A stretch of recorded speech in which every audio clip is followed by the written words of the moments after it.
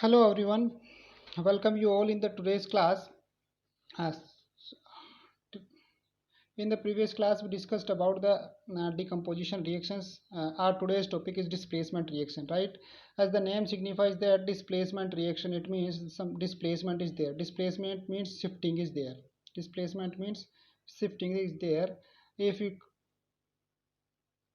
talk out, talk about the displacement in terms of physics, it means that if one thing is placed here and if it is shifted that another position, then this is what displacement. This is what displacement, the change in initial condition or initial state of a substance, and it is reached to some final state, that is called a displacement. But in chemistry, the displacement reaction is what, in which one reactant displaces the another reactant, right, and combined itself at the another reactant's position, right? Displacement reactions वो reactions हो सकती है जिन reaction में जो एक existing reactant है वो एक एग्जिस्टिंग रिएक्टेंट किसी दूसरे रिएक्टेंट को उसके सॉल्यूशन में से क्या कर दे, डिस्प्लेस कर दे, right.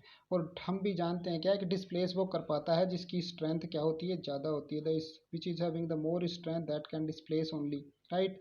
And strength is what, strength is reactivity in terms of chemistry, right. So ऐसी रिएक्शंस जिनके अंदर कोई एक रिएक्टेंट किसी दूसरे रिएक्टेंट को उसके साल्ट सॉल्यूशन में से डिस्प्लेस कर दे, सच काइंड ऑफ रिएक्शंस को हम क्या बोल सकते हैं, डिस्प्लेसमेंट रिएक्शंस बोल सकते हैं। ऐसी रिएक्शंस जिनमें कोई एक रिएक्टेंट किसी दूसरे रिएक्टेंट को उसके सॉल्यूशन में से क्या कर दे, डिस्प्लेस कर दे, such kind of reactions are called displacement reactions. These displacement reactions are mostly seen in metals, right? It means metals are generally showing displacement reactions, but लेकिन ऐसा नहीं है कि सिर्फ metals ही शो करती है। 10th लेवल तक हम मान सकते हैं कि metals में ही displacement reactions हो सकती है, but the non metals can also show the displacement reaction, right? It means अगर कोई metal displacement reaction show कर रही है, it means that matter is having more strength, right? And the strength is in terms of reactivity. It means that matter should have more reactivity, that matter should have that atom should have more reactivity, right? तो जो metal अगर जिसकी reactivity ज़्यादा है वो अपने से कम reactivity के मेटल को क्या कर सकती है, डिस्प्लेस कर सकती है, right. So how can we define the displacement reaction, the reactions in which more reactivity metal, more reactivity metal, या फिर मैं ऐसे बोल सकता हूँ the reactions in which more reactivity reactant displaces less reactivity reactant from its salt solution. Such kind of reactions are called displacement reactions. Such kind of reactions are called displacement reactions, right? पक्का। Late us suppose इसको हम example की form में ले सकते हैं कि आप बस में से आते हो, आप बस में स्कूल आ रहे हो या स्कूल से घर पे वापस बस में जा रहे हो, then you are having a seat in the bus, right.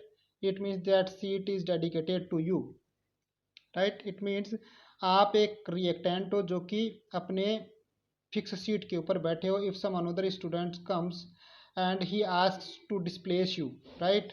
अगर वो आपको डिस्प्लेस करने की कही जाए, अगर वो आपसे वीक स्टूडेंट है देन आप उसको भगा दोगे, और अगर वो आपसे ज़्यादा स्ट्रेंथ वाला है then he will definitely be displaced you, right. Okay, the same thing is here. If one reactant is having more reactivity and another reactant is having less reactivity, then that more reactivity reactant displaces the less reactivity reactant from its salt solution. Is it clear? So the reactions in which more reactivity element displaces less reactivity element from its salt solution, that is called displacement reactions. But I told you that mostly the metals show such kind of reactions, so this reactant can be replaced by metal. So how can we define the displacement reactions? That the reactions in which more reactive reactant or element or metal displaces the less reactive reactant or element or metal from its aqueous solution are called displacement reaction. Aqueous solution मैंने आपको पहले बताया, किसी का पानी के अंदर solution, जरूरी नहीं है एक्वस सॉल्यूशन ही हो, सम दूसरे सॉल्यूशंस भी पॉसिबल हो सकते हैं। पहले हम बात कर लेते हैं सॉल्यूशन के बारे में। सॉल्यूशन दो तरीके के हो सकते हैं। एक हमारे पास जो साल्ट है, जो कुछ भी है, उसको अगर हम वाटर में डिस्प्लेस करते हैं तो उसको हम बोलते हैं क्या, एक्वस सॉल्यूशन, राइट। उसको हम क्या बोलेंगे, एक्वस सॉल्यूशन। ध्यान दीजिएगा यहाँ पे। It means if you add anything into the water and it gets dissolved, then it is known as what? Aqueous solution. For example, if you add salt into the water, अगर हमने NaCl को पानी के अंदर mix किया है, late us suppose हमने NaCl को पानी के अंदर मिक्स किया है, तो NaCl कम्प्लीटली उसमें मिक्स हो जाता है, और NaCl कम्प्लीटली अगर मिक्स हो रहा है तो हम उसको क्या बोलेंगे? हम उसको aqueous solution बोलेंगे, राइट, because we have added NaCl into the water, right? NaCl into the water, then a solution is formed. Such kind of solution is called aqueous solution. इसको हम क्या बोलेंगे? aqueous solution बोलेंगे, right? एक दूसरे तरीके से भी NaCl का solution form हो सकता है. Let us suppose we should put some amount of NaCl onto the frying pan. अगर हम गर्म तवे के ऊपर NaCl को रख रहे हैं या NaCl के क्रिस्टल को रख रहे हैं और नीचे से अगर हम उसको हीट कर रहे हैं, राइट, अगर हम तवे के ऊपर NaCl को रखने के बाद नीचे से हीट कर रहे हैं, then on heating what will happen? That NaCl is converted in terms of a paste. एक पेस्ट की फॉर्म में कन्वर्ट हो जाएगा NaCl. तो जो पेस्ट की फॉर्म में कन्वर्ट हो रहा है और जो पेस्ट की फॉर्म में सिर्फ हीटिंग की वजह से जो सॉल्यूशन बनता है, उस सॉल्यूशन को हम बोलते हैं molten solution. Which kind of solution? Molten solution, right. तो दो तरीके के सॉल्यूशंस हो सकते हैं क्या? या तो किसी भी चीज़ को हम पानी में मिक्स कर दें तो उस वाले सॉल्यूशन को तो हम एक्वस सॉल्यूशन बोलेंगे. और second thing is what? If anything is getting heated, then a paste is formed, paste like solution is formed. That paste like solution is called molten solution, MOLTEN, right? So let's come to the point.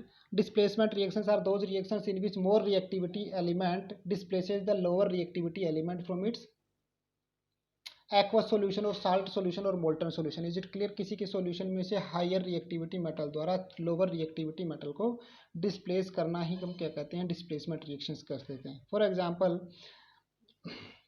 If I am writing here that H2SO4 is there, H2SO4 is there, plus one reactant is H2SO4, another reactant is zinc, right? Another reactant is zinc. So hydrogen can also be considered as metal. ये हालांकि metals की form में रहती है alkali metal में, right, first group में. तो zinc plus H2SO4 is there, then what we can say, what will happen? ZnSO4 plus hydrogen gas is passed. देखो यहाँ पर H2SO4 था, इट मीन्स SO4 के साथ में हाइड्रोजन कंबाइन था.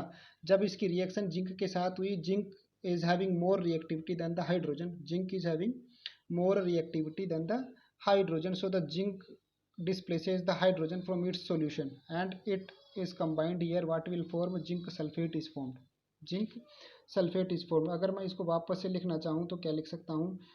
Zn, अगर हम इसको लिखना चाहें तो if Zn reacted with the CuSO4 then zinc sulfate is formed plus Cu is released. Cu भी फॉर्म होगा और जिंक सल्फेट फॉर्म होगा. इट मीन्स इसका मतलब ये है कि zinc is having more reactivity than the Cu is what here? Copper. तो जिंक की रिएक्टिविटी कॉपर से ज़्यादा है और रिएक्टिविटी कॉपर से ज़्यादा है. कॉपर का एक खुद का सॉल्यूशन था, ये रहा कॉपर का एक खुद का सॉल्यूशन है, ये कॉपर सल्फेट का सॉल्यूशन है. तो जिंक कॉपर को डिस्प्लेस करेगा एंड खुद यहाँ पे अलाइन हो जाएगा, जिसको हम क्या बोलते हैं? Zinc sulphate and copper is formed. अगर हम इसकी रिवर्स कंडीशन को, रिवर्स रिएक्शन को कंसिडर करें तो whenever copper is reacted with the zinc sulphate, copper की रिएक्टिविटी कम होती है. आगे वाले सेक्शन में हम देखेंगे रिएक्टिविटी सीरीज क्या है.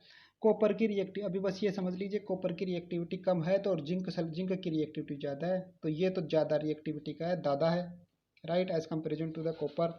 तो zinc sulphate is there, copper जाएगा कि भाई साहब जिंक डिस्प्लेस करेंगे तो डिस्प्लेसमेंट नहीं होगा. क्यों? क्योंकि कॉपर से reactivity is less, so such kind of reaction is not possible, right. और कोई सी भी रिएक्शन होगी नहीं. इसका मतलब ये है कि copper being less reactive metal can not displaces zinc from its salt solution. Is it clear? Some more examples are also written here. For example, FeSO4 plus zinc, right? Zinc is having more reactivity. Zinc is having more reactivity, so it can easily displaced out. So zinc sulfate is formed plus iron, right? अगर हम इसी की reverse reaction consider करते हैं, zinc sulphate plus Fe. अब Fe की reactivity तो कम है, Fe अगर इसके पास डिस्प्लेस करने जाएगा तो थप्पड़ खाएगा, because its reactivity is less, so no reaction is there, right. अगर हम बात करते हैं AgNO3 प्लस Na, Ag की रिएक्टिविटी कम होती है, Na की ज़्यादा होती है, तो Na इसको क्या करेगा? डिस्प्लेस कर देगा. What will form? NaNO3 और Ag। अगर हम इसकी जस्ट उल्टी रिएक्शन कंसिडर करते हैं NaNO3 प्लस Ag, तो Ag being less reactive metal can not displace sodium from its salt solution, so the no reaction is there. Is it clear? तो reaction नहीं होगी। इट मीन्स ऐसी reactions जिन reactions के अंदर हायर रिएक्टिव मेटल या higher reactive element lower reactive element को displace कर देता है, उनको हम क्या बोलते हैं? डिस्प्लेसमेंट रिएक्शंस बोलते हैं, right. So the reactivity of metals और reactivity of elements is very important in order to understand the displacement reactions, right? So the reactivity series is given in the upcoming page, and that is what the highest reactive metal is what? Potassium. Highest reactive metal is potassium, right? And the reactivity is decreasing. ये जो sign दिया गया है ये इस तरीके के, तो potassium, after that sodium, sodium से कम रिएक्टिविटी होती है बेरियम की, बेरियम से कम होती है कैल्शियम की, कैल्शियम से कम होती है मैग्नीशियम की, मैग्नीशियम से कम होती है जिंक की, जिंक से कम होती है आयरन की, आयरन से कम होती है टिन की, टिन से कम होती है लेड की। कुछ एक इंपॉर्टेंस का देगा, टिन की से कम होती है लेड की, लेड से कम होती है हाइड्रोजन की, हाइड्रोजन से भी कम होती है कॉपर की, Ag की, Au की और प्लेटिनम की। Ag मीन्स अर्जेंटम जिसको हम सिल्वर बोलते हैं, Au मीन्स ओरम जिसको हम गोल्ड बोलते हैं, और Pt means platinum, right. It means this is the reactivity series जो आप लोगों को पता होनी चाहिए। The most reactive metal here is what? Potassium, after that sodium, after that barium, calcium, magnesium, zinc, iron, tin, lead, hydrogen, copper, Ag, Au, Pt, right. इसका मतलब ये है कि ये जितने भी एटम, जितने भी मेटल के साल्ट्स हो सकते हैं उसको सारे सबको पोटेशियम क्या कर सकता है? डिस्प्लेस कर सकता है। Potassium can displace the salt of every atom, every metal, right. अब पोटेशियम Na को भी डिस्प्लेस कर सकता है। Na इसके नीचे मिलने वाली सारी की सारी मेटल्स को डिस्प्लेस कर सकता है उनके साल्ट सॉल्यूशंस में से, लेकिन ये पोटेशियम को डिस्प्लेस नहीं कर सकता। ये जो बेरियम है, बेरियम से नीचे मिलने वाली मेटल्स को ये क्या कर सकता है? डिस्प्लेस कर सकता है। कैल्शियम क्या है? कैल्शियम से नीचे मिलने वाली को डिस्प्लेस कर सकता है। मैग्नीशियम क्या है? मैग्नीशियम से नीचे वालों को डिस्प्लेस कर सकता है। जैसे जैसे हम नीचे जाएंगे वैसे वैसे वो अपने से नीचे प्रेजेंट मेटल्स को क्या कर सकता है?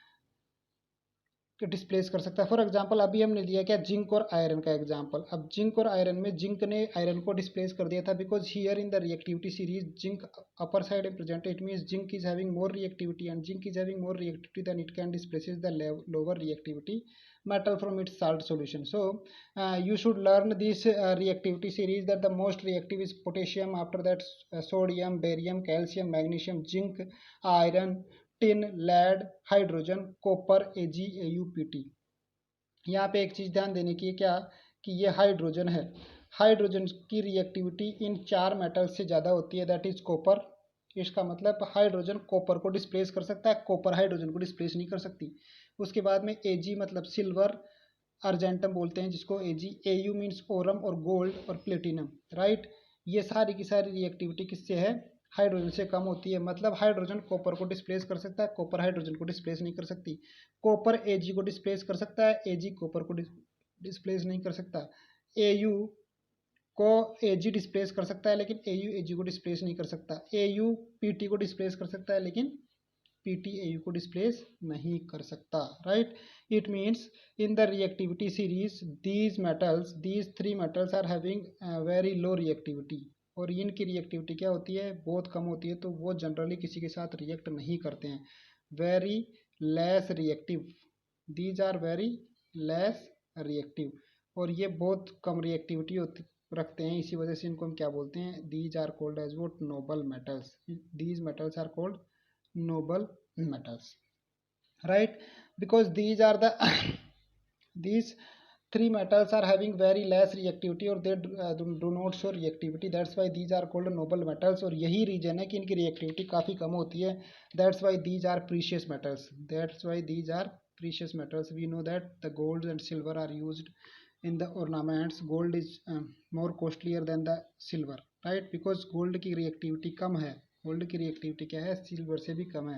तो गोल्ड किस में काम आता है? ज्वेलरी में काम आता है। सिल्वर किस में काम आती है? ज्वेलरी में काम आती है। यही कारण है कि जो गोल्ड और सिल्वर से बने हुए ऑर्नामेंट्स है वो काफ़ी लंबे टाइम तक एज इट इज रहते हैं, right.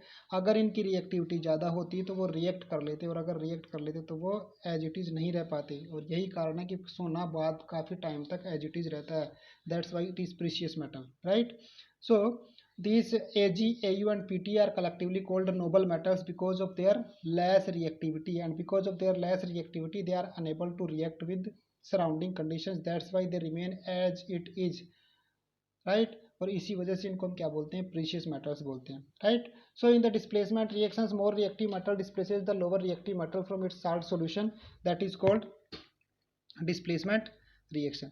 Is it clear, right? इसका मतलब हम ऐसे बोल सकते हैं क्या इसका मतलब अगर हम इसको जनरल रिएक्शन लिखना चाहें तो हम ऐसे लिख सकते हैं कि एक रिएक्टेंट है ए और दूसरा रिएक्टेंट इस फॉर्म में है B C. B C means B एक मेटल है जो सी किसी के साथ कंबाइन है, और अगर ये ए की रिएक्टिविटी ज़्यादा है तो ये इसको डिस्प्लेस कर देगा A C plus B. This is what this can be said as the simple displacement reaction, right? Simple displacement reaction. Now moving to the next topic and that is the double displacement reaction, right? ऐसा हो सकता है क्या कि दो reactants present हो और वो दोनों रिएक्टेंट एक दूसरे को क्या कर दे, डिस्प्लेस कर दे। If the displacement reaction takes place twice that is called double displacement reaction. Simple सा तो हमको यही समझ में आता है इससे क्या कि अगर डिस्प्लेसमेंट रिएक्शन डबल टाइम हो गई तो उसको हम क्या बोलते हैं, डबल डिस्प्लेसमेंट रिएक्शन बोलेंगे। It means if the two reactants are there, let us suppose A B plus C D. अगर ये दो रिएक्टेंट्स हैं, एक तो ए बी रिएक्टेंट है मतलब ये इसके साल्ट सॉल्यूशन के साथ में, ये भी इसके कंबाइनेशन फॉर्म में, और ये अगर ए सी प्लस बी डी हो जाए, इट मीन्स इस तरीके से कंबाइन हो गया तो उसको हम क्या बोलेंगे, उसको हम डबल डिस्प्लेसमेंट रिएक्शन बोलेंगे। See here the type of reaction in which higher reactivity metals salt solution displaces lower reactivity metal from its salt solution is called double displacement reactions, right? जिनके अंदर दोनों के दोनों आपस में क्या हो सकते हैं, इंटरचेंज हो सकते हैं, that is called double displacement reaction, that is called double displacement reaction. Is it clear, right? For example AgNO3 plus NaCl, right? जब AgNO3 और NaCl, अब देखो Na क्या है, इंडिपेंडेंट फॉर्म में नहीं है या N G free Na free में नहीं है, तो NaCl की फॉर्म में है, AgNO3 की फॉर्म में। अब देखो Na की ज़्यादा रिएक्टिविटी होती है तो Na Ag को डिस्प्लेस कर देगा, तो अपने वाले इस Cl को छोड़ देगा तो इस Cl के साथ Ag आ जाएगा, तो डबल डिस्प्लेसमेंट हो गया। इसको हम ऐसे कंसिडर करते हैं Na ने Ag को डिस्प्लेस किया, बाकी बचे हुए के साथ Ag ने रिएक्ट कर लिया, तो क्या बचा, डिस्प्लेसमेंट की वजह से NaNO3 और AgCl, these are forming. It means this can be considered as what, interchange in between the reactants, right? So interchange in between the reactants can be considered as what, double displacement reaction, right? Higher reactivity metal तो lower reactivity metal को displace कर देगी और lower reactivity metal जो बची है वो higher reactivity metal के सॉल्यूशन के साथ कंबाइन होकर एक दूसरा प्रोडक्ट फॉर्म करेगी। अगर हम दूसरी बात करें तो CaCl2 और CuSO4 है। अब कैल्शियम क्या है, ज़्यादा रिएक्टिव होता है, हमने देखा भी रिएक्टिव सीरीज से, तो ये कैल्शियम कॉपर को डिस्प्लेस करेगा, क्या बनाएगा, कैल्शियम क्या बनाएगा, कॉपर को डिस्प्लेस करता है तो कैल्शियम क्या बनाएगा, कैल्शियम सल्फेट बनाएगा और CuCl2 फॉर्म होगा, right? Similarly twice of NaCl और FeSO4 अगर हम देखेंगे तो FeCl2 और Na2SO4 बनेगा। It means such kind of reactions in which both the reactants are interchange their positions, उन सबको हम क्या बोलते हैं, डबल डिस्प्लेसमेंट रिएक्शंस बोलते हैं। कौन सी रिएक्शंस बोलेंगे, डबल डिस्प्लेसमेंट रिएक्शंस बोलेंगे। But what is the difference in between the displacement reaction and the double displacement reactions, you can see from here, right?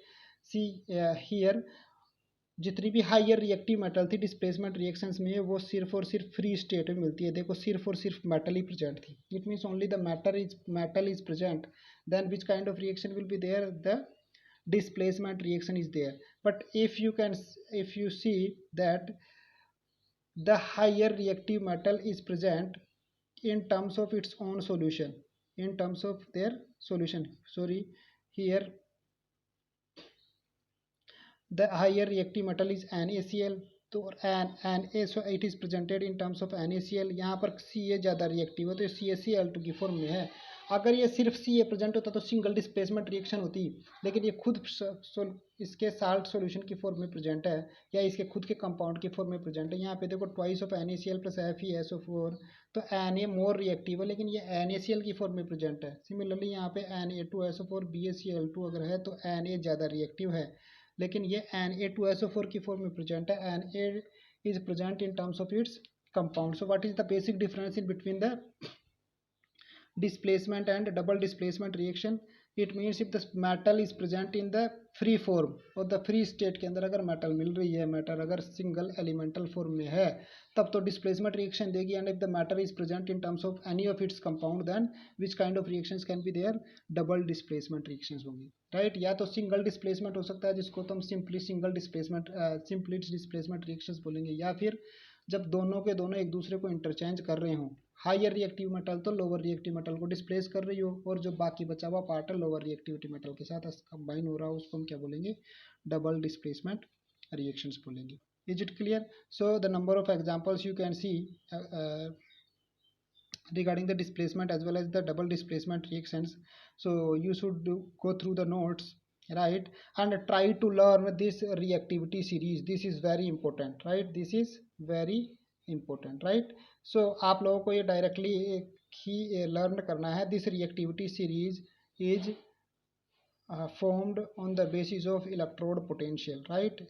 Is based on the formation of electrode potential, how much electrode potential they form, on the basis of which the reactivity series is decided. But this is not our point of discussion here in the 10th class. बस आपको सिर्फ इतना सा याद रखना है क्या, कि एक रिएक्टिविटी सीरीज होती है, और ये जो रिएक्टिविटी सीरीज ऊपर से नीचे की साइड हम मूव करते हैं तब ये डिक्रीज होती जाती है, और हर हायर रिएक्टिव मेटल अब उसके लोअर रिएक्टिव मेटल को उसके साल्ट सॉल्यूशन से क्या कर सकती है, डिस्प्लेस कर सकती है। अब ये डिपेंड करता है कि वो हायर रिएक्टिव मेटल अगर अकेली प्रेजेंट है तब तो डिस्प्लेसमेंट रिएक्शन होगी, and if the higher reactive metal is present in terms of its compounds, then double displacement reaction would be there. Is it clear? But if the lower reactive metal tries to displace the higher reactive metal from its salt solution, then it will not take place, right?